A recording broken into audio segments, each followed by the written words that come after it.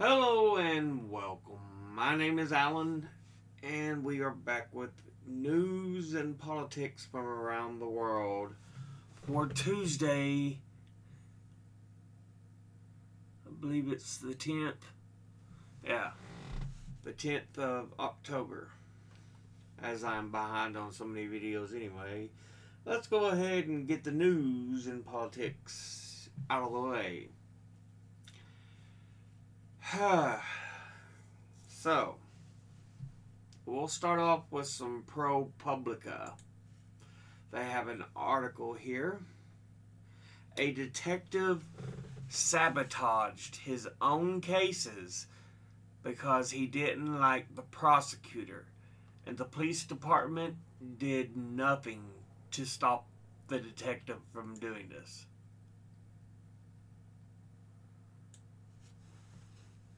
Across the country, police have undermined and resisted reform.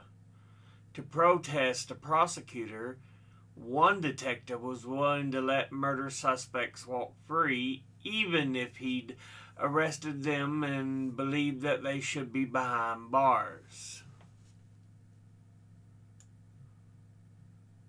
Yeah, I've told you before, I think many police are just corrupt. The voicemail left on St. Louis Police Detective Roger Murphy's cell phone carried a clear sense of urgency. A prosecutor in the St. Louis Circuit Attorney's Office was pleading with Murphy to testify in a murder trial, the sort of thing the lead detective on a case would routinely do to see an arrest through to conviction. The prosecutor told Murphy that without his testimony, the suspect would walk free. I wanted to reach out to you one more time, Assistant Circuit Attorney Shrikant Chigurupati said in a message one afternoon in June 2021. I do think we need you on this case. Murphy didn't respond. That evening, Chigurupati left Murphy another voicemail.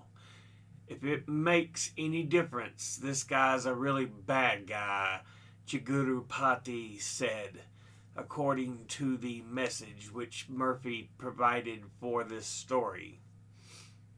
What he did was pretty ridiculous. So, I mean, can you put your differences aside and focus on getting this guy? Again, Murphy didn't respond.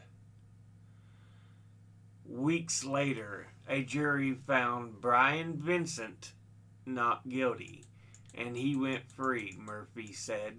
He believes his refusal to testify helped scuttle the case, a claim corroborated by at least one juror from the trial. A number of American cities have elected prosecutors who promise progressive law enforcement, focusing as much on police accountability as being tough on crime. In St. Louis, that prosecutor was Circuit Attorney Kim Gardner, who was elected in 2016 following the fatal police shooting of Michael Brown in the suburb of Ferguson. Gardner came into office pledging to reduce mass incarceration and promote rehabilitation over punishment, which is, how it's supposed to be. It's not just supposed to be an idea of lock them up, throw away the key. No, it's supposed to be to rehabilitate.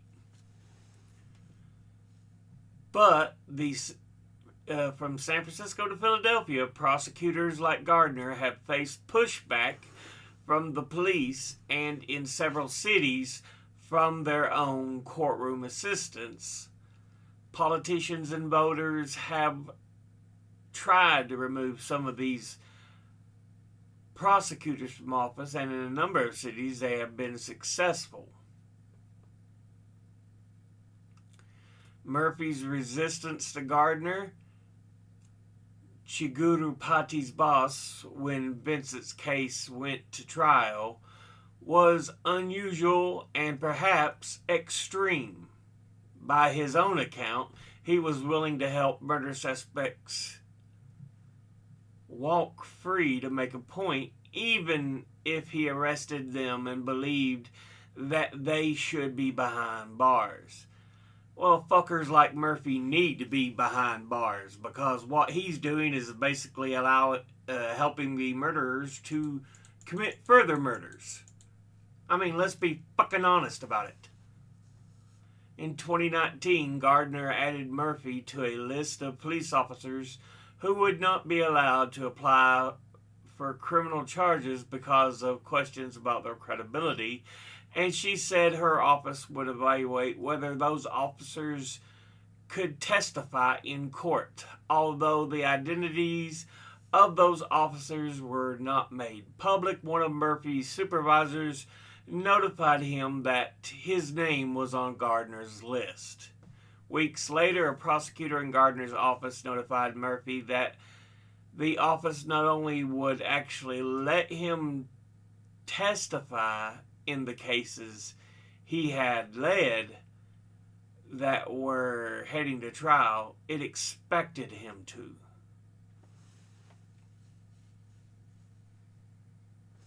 Yeah, Murphy sounds like a complete and utter shit of a human being. Let's be honest about it. This is an image I just thought interesting. It's the menu at McDonald's in 1970. Look how small that menu is compared to what it is today. And my goodness, look at the freaking prices. Double cheeseburger, 49 cents. My God. It just shows over the last 50 years how much prices have risen. But yeah, 1970, the menu is so small.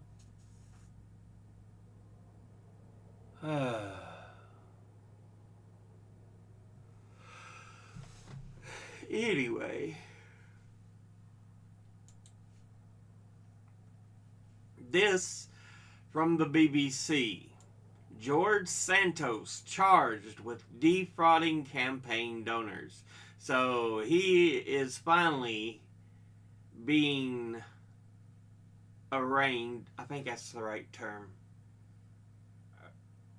Arraigned on charges.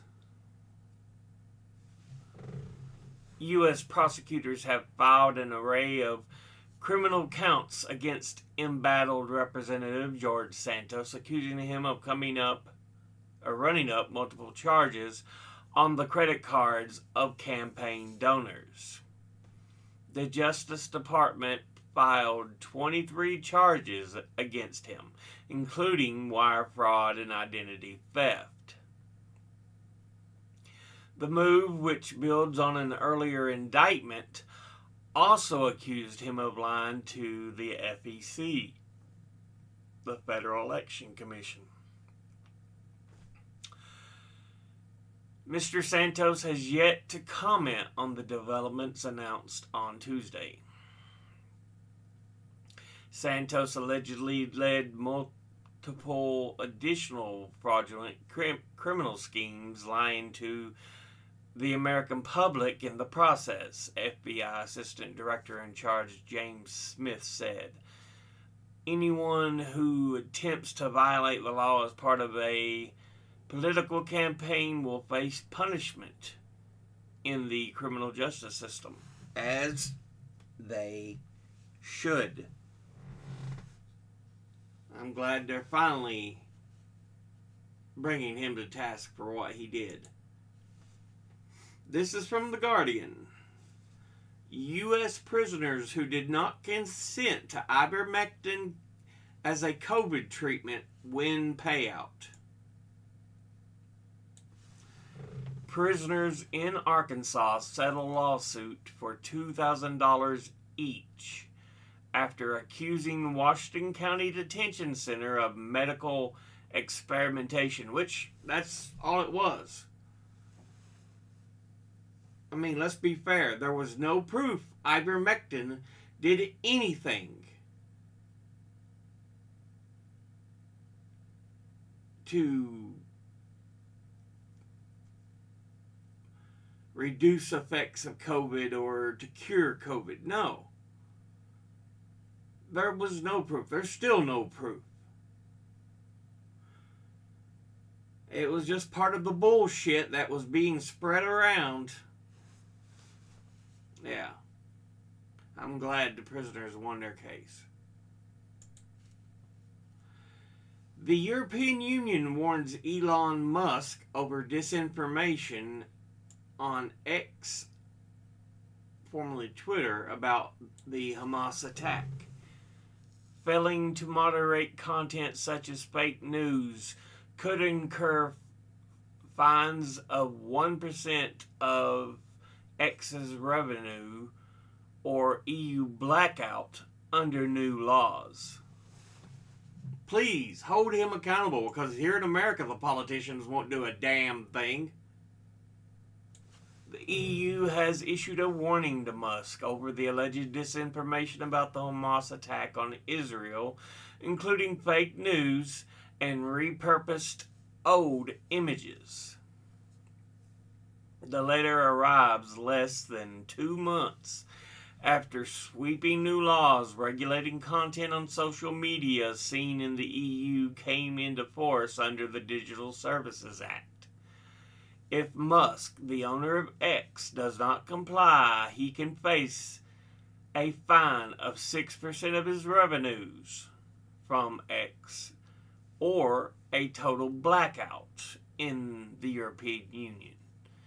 Thierry Breton, the commissioner responsible for the act, wrote to Musk to urge him to ensure a prompt, accurate, and complete response to the request to contact Europol, the European Union Police Enforcement Agency, and relevant law enforcement agencies within the next 24 hours.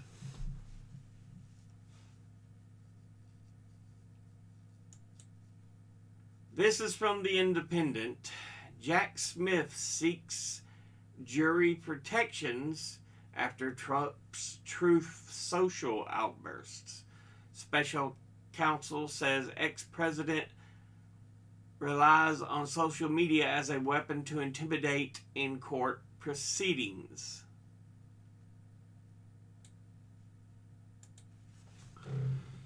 Following Trump's outburst in his New York fraud trial that resulted in a gag order against him, U.S.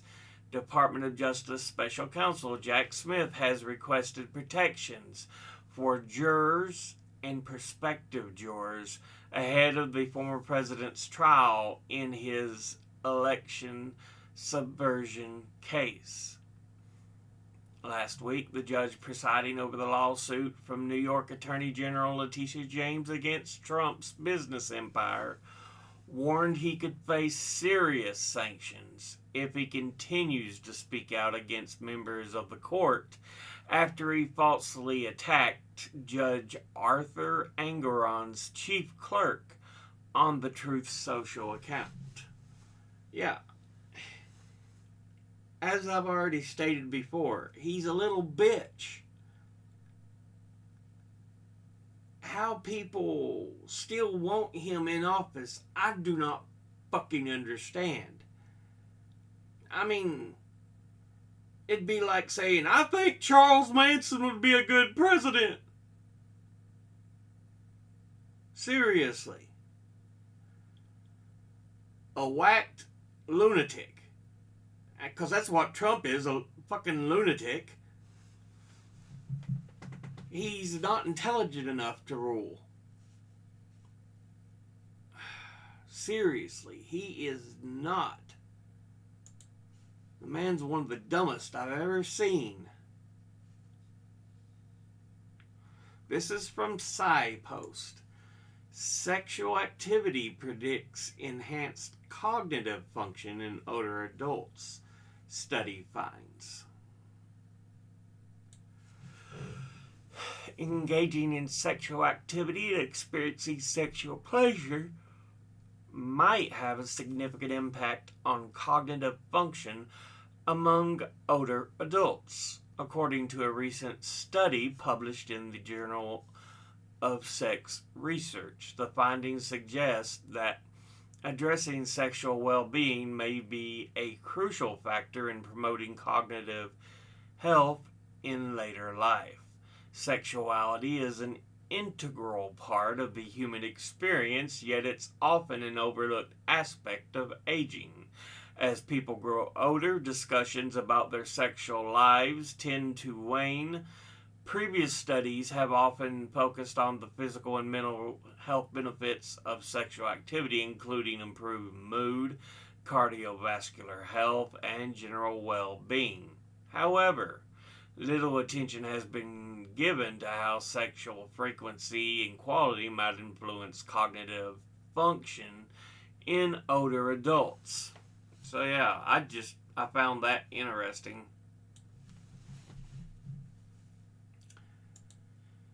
This is from Al Arabiya News.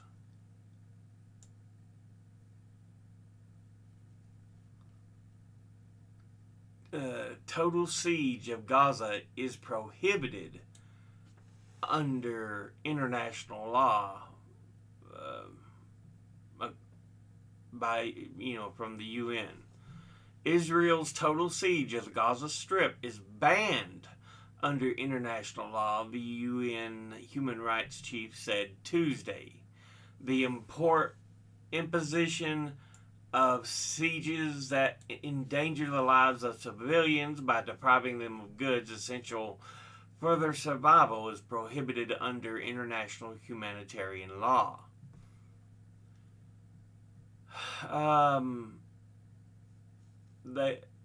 Turk also said, citing information gathered by his office, that Israeli air operations have struck residential buildings, including large tower blocks, as well as schools and UN buildings across Gaza, resulting in civilian casualties.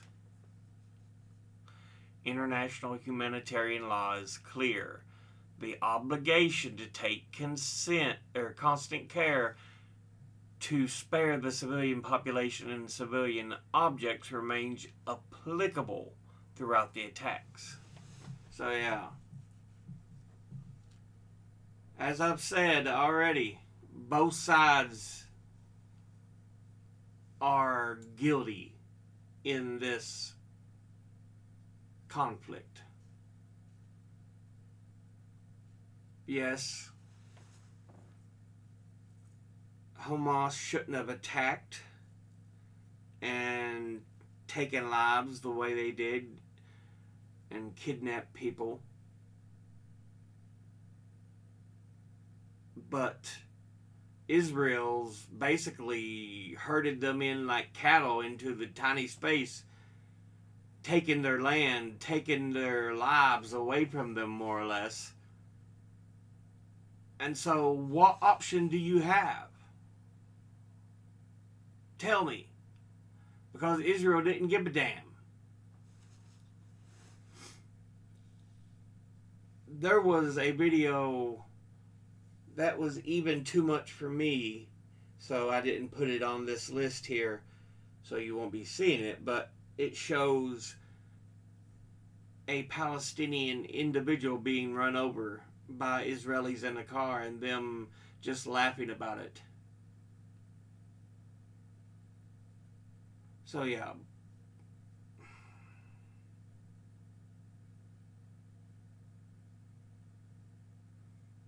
The people I feel sorry for are civilians. Palestinian civilians, Israeli civilians. These people are the innocent people.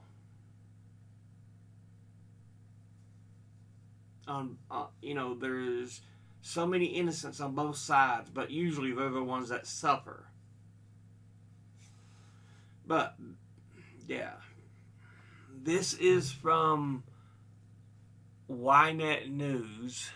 More than 1,200 Israelis feared dead in the Hamas attack, according to officials.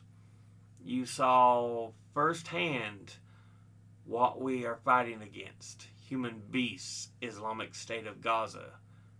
Cross-border fire on northern front as Hezbollah looks to avenge slain operatives. 2 senior Hamas officials killed in Gaza air raids. Israel counts more than 1,000 dead since start of the war. You could have prevented this, but no. You just let their land and their livelihoods be taken from them. Again, it does not excuse the murders and other disgusting acts they've committed. But it's something you could have prevented. You just didn't want to take that step. This is from Reuters. U.S. talking to Israel, Egypt about safe passage for Gaza's civilians, according to the White House. Good. Like I've already said, Israeli civilians and Palestinian civilians, they're the innocents here.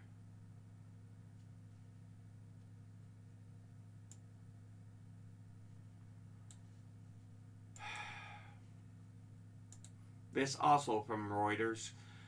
United Nations rights chief condemns Israeli siege of Gaza, militants taking of hostages. So yeah, both, like I've already said, both sides are guilty. Israeli retaliatory airstrikes against the Hamas militant group struck residential buildings and schools across the Gaza Strip. UN Human Rights Chief Volker Turk said on Tuesday, adding that sieges were illegal under international law. Turk also condemned horrifying mass killings by members of Palestinian armed groups and said the militants' abduction of hostages were also forbidden under international law. Yeah. Like I said, I've already pointed this out. Both sides are guilty. No one's hands are clean in this whole affair. Both sides have committed disgusting acts, and they don't seem to care.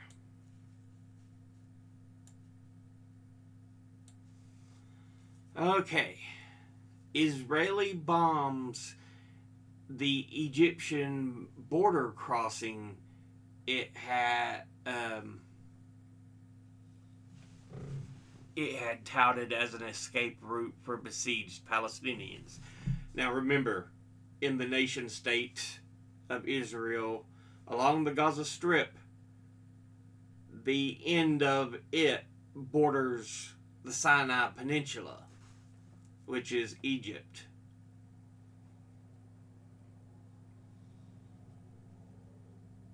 And apparently, Israel was bombing that border crossing.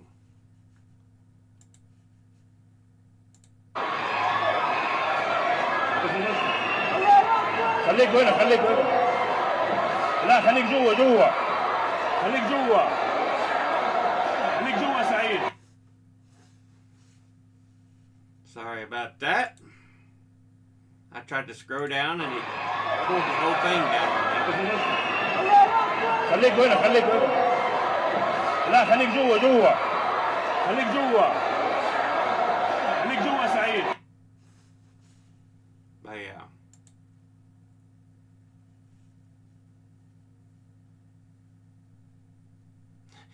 it annoys me so much because Israel, like, we warn you, you better leave. But you're the ones who's blocking the ways out. You're bombing border crossings. Quit being dumbasses, Israel.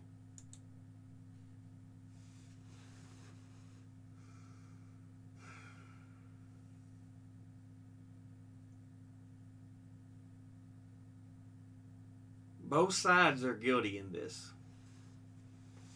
Anyway, a Christian rep's level-headed take on imposing religious material in a classroom. So this is what a Christian had to say about it.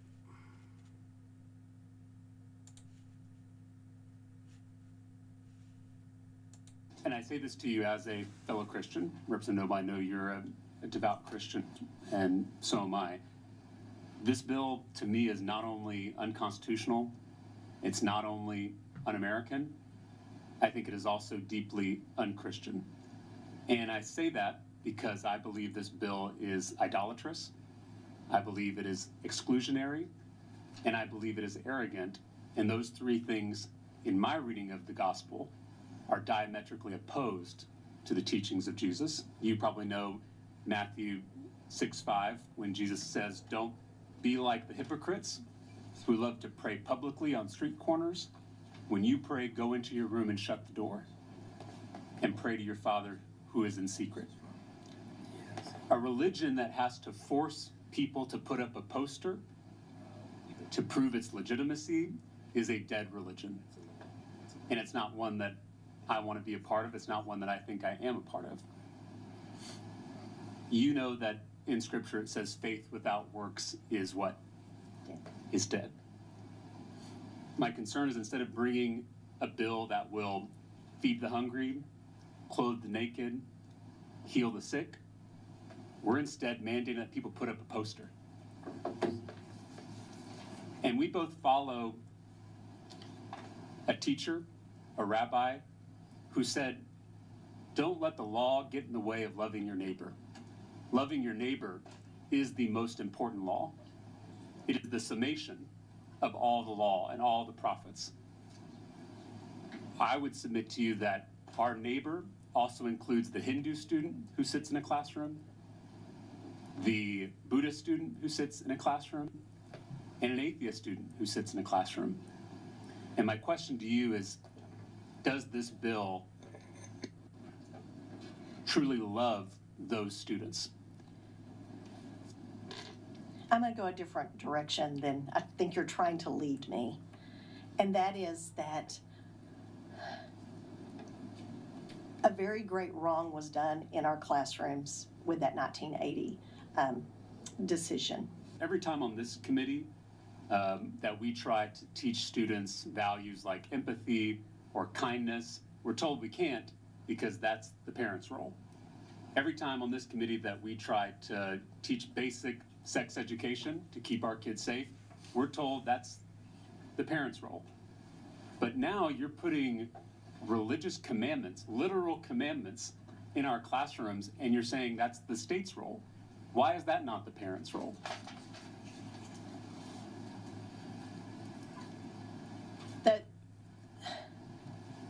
That's really an interesting rabbit trail that you've gone on with that. Would you be comfortable with adding language to receive parental consent from all the parents of students in the classroom before putting it up? I would not. I am, again, going to keep it clean as it came over. So you don't want parental consent when it comes to students receiving religious commandments?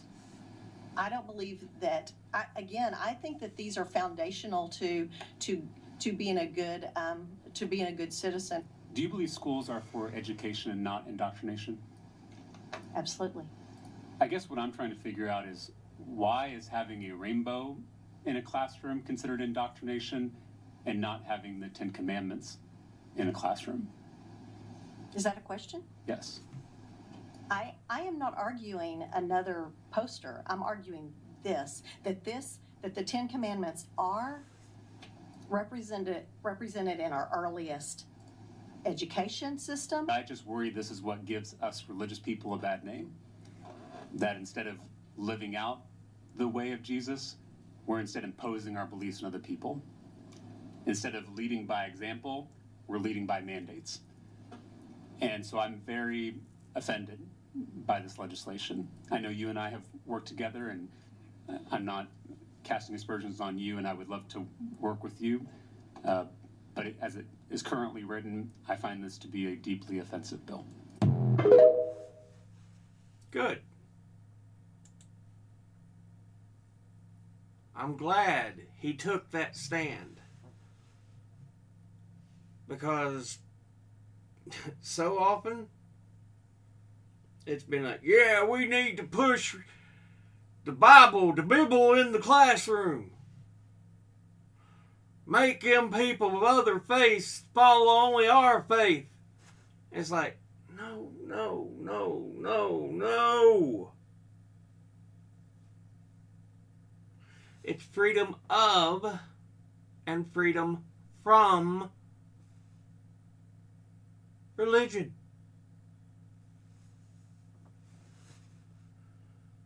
Oh, dear God.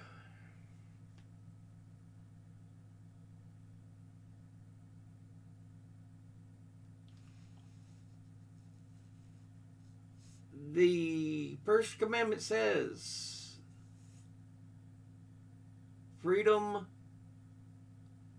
of worship and freedom from an establishment of religion. And I know some people may say, well, that's just, creating a religion. No, no, no, no, no. May I shop in your fine establishment today? That don't mean may I shop in your fine new shop that you're creating. No, it means may I shop in your place, in this location.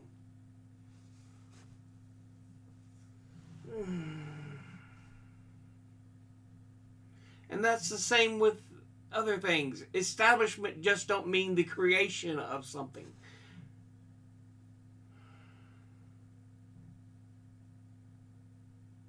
It also means an existing entity. Whether it's a place of business, a place of worship.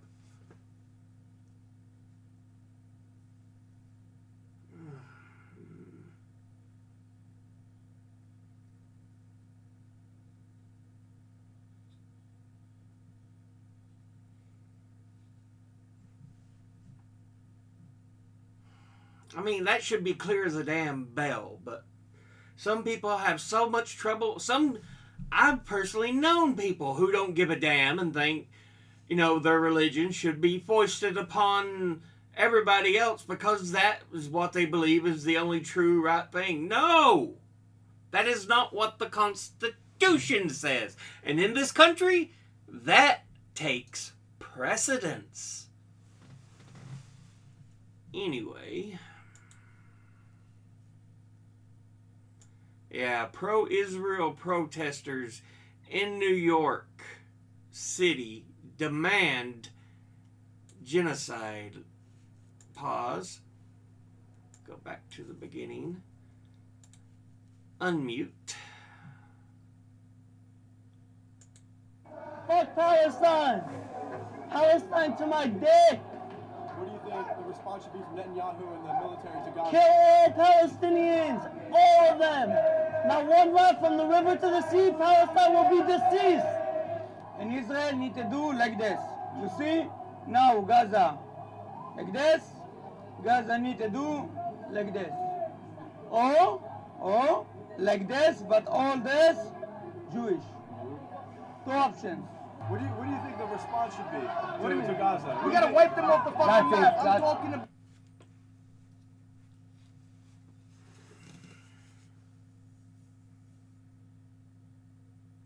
Idiocy.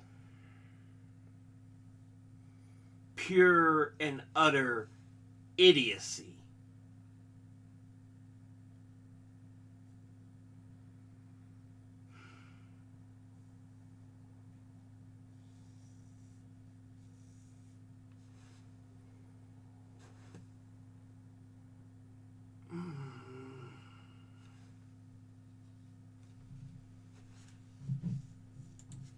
out. Blow every fucking flatten them like a parking lot. Yeah, Flatten them out once and for there's all. Just get rid of that. nothing else you can do. They proved to us that there's nothing else you can do. We tried, and We tried everything. It doesn't. You tried what, motherfucker? Taking their damn land? Taking their damn livelihood? Fuck you! Work. We have to wipe them flat off the fucking map, like a fucking parking lot. I'm not stopping till all Arabs are wiped out. I think now it's the time that we need to erase Gaza. There is people inside, our people inside, that kidnap, and now we need to kill all of them and free Israel. All of their beliefs is killing Jewish and killing and murder our people. Flatten Gaza.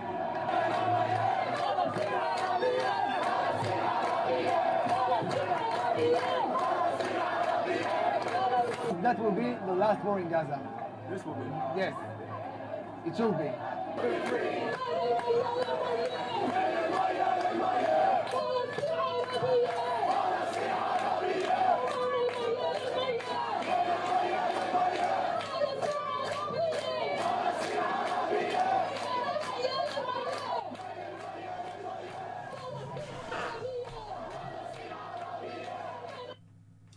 Both sides are fucking guilty.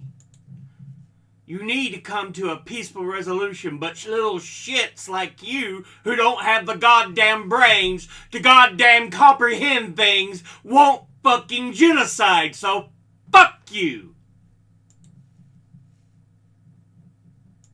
Ooh, that irritates me to no end.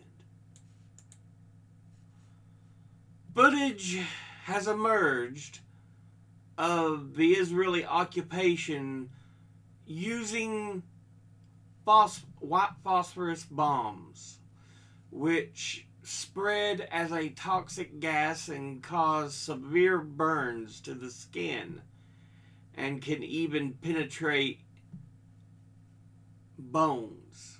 They are banned under international law.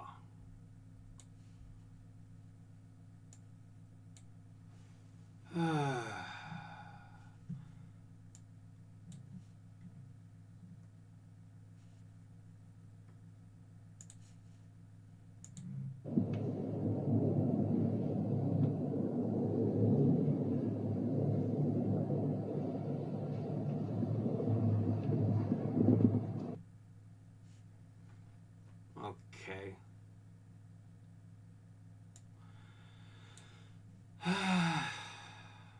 Problem with some of these videos, there has been so much bullshit spreading around recently.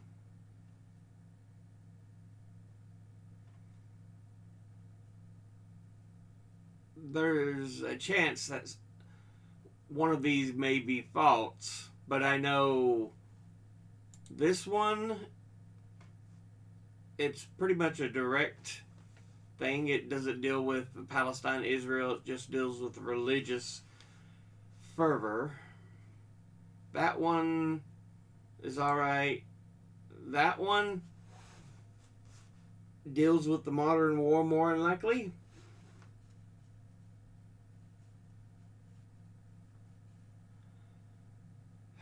But I hesitate on videos like this because we don't know. This could be just footage of fog rolling in. Could be of something else, but it very well could be white phosphorus. Same with this. We don't know where or when specifically this was. But if true, yeah.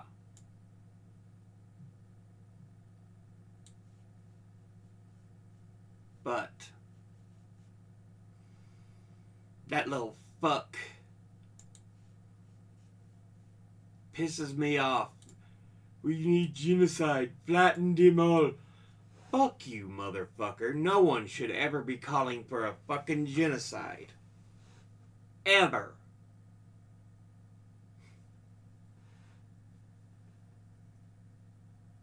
How can you call yourself a goddamn human if you're wanting a fucking genocide? No. Fuck you.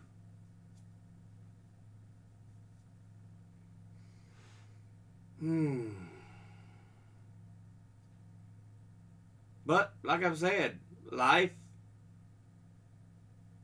real events, it's not always pretty roses and butterflies and ponies and rainbows. A lot of it can be ugly as hell.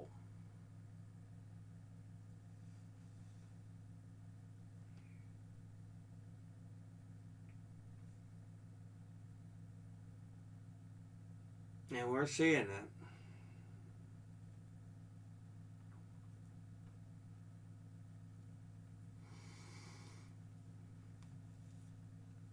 But we'll go ahead and end this episode here. As always, educate thyself. Think, read, study, learn. Someone tells you something you have trouble believing, ask them to cite their sources.